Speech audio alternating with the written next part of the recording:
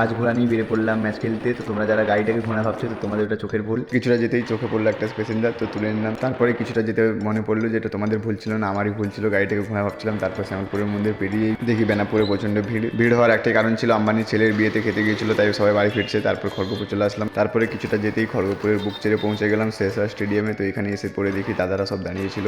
তারপরেই রওনা দিলাম তালবাগিচার দিকে। তো জানি না এখানে তালবাগিচার নামটি কেন হয়েছে, আমার মনে হচ্ছে তালগাছের বাগান বেশি আছে তাই জন্যই মনে হয় তালবাগিচার নামটি হয়েছিল। তারপর কিছুটা যেতে না যেতেই সাপের মধ্যে একটি রাস্তা পেয়ে গেলাম, এঁকে মেঁকে পৌঁছে গেলাম পুরো মাঠে। তারপর কিছুক্ষণ খেলা দেখার পরই চোখে পড়লো যে একটি দল পুরনো বুট পরে নেমেছে।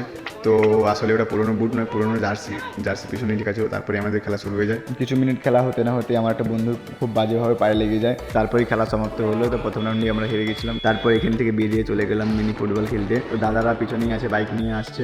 তো ভিডিওটা দেখতে থাকো, অনেকই মজা পাবে। সবাই মিলে রাস্তায় নামিয়ে হালকা হয়ে গেলাম। তারপর চলে আসলাম বর্ডারের সাইডে। এসে চোখে পড়লো খাওয়ার দোকান, তো হালকা করে খেয়ে নিলাম। তারপরে চোখে পড়লো হানি সিং এর ছোট ভাই। কিছুক্ষণ রেস্ট নিয়ে চলে আসলাম মাঠে। তো মাঠে এসে দেখি প্রথম রাউন্ডের খেলা শুরু হয়ে গেছিলো। তারপরে আমাদের খেলা ছিল, তো ড্রেস করে নিলাম। প্রথম রাউন্ড খেলেই পায়ে খুব চোট লেগে যায়, ভাইটা খুবই ভালো, তো পায়ে মালিশ করে দিয়েছিল। সকাল থেকে এইভাবে টিপটিপ বৃষ্টি পড়তেছে, আর তার সাথে চা। দেখতে পাচ্ছ বৃষ্টি হওয়ার কারণে মাঠটা এরকমই অবস্থা হয়ে গেছিলো। তাও এরকম অবস্থায় সবাইকে খেলতে হয়েছিল, আমরা সেমিফাইনালে কেটে যাই। আচ্ছা, তারপর ফাইনাল খেলা দেখেই চলে গেলাম ড্রেস করতে। তো এখানে সবাই বসেছিল। এই লোকেশনটা যদি কেউ জেনে থাকো তো কমেন্ট করে জানিও কোথায় এসেছিলাম খেলতে। और अभी तो रुको। বাইপাসে আস্তে আস্তে দেখলাম অনেকগুলো গাড়ি দাঁড়িয়ে আছে।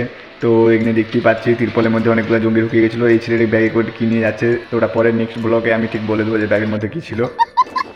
তারপরে কিছুটা আসতে চোখে পড়লো এত বড় সিগারেট। এইরকম সিগারেট গোকুল পরে হ্যামেশাই দেখতে পাওয়া যায়। কিছুক্ষণ পরেই গাড়িতে তেল ঢেলে বেরিয়ে পড়লাম। তো গাড়িতে পেট ভরে যায়, কিন্তু আমাদের পেট খালি ছিল।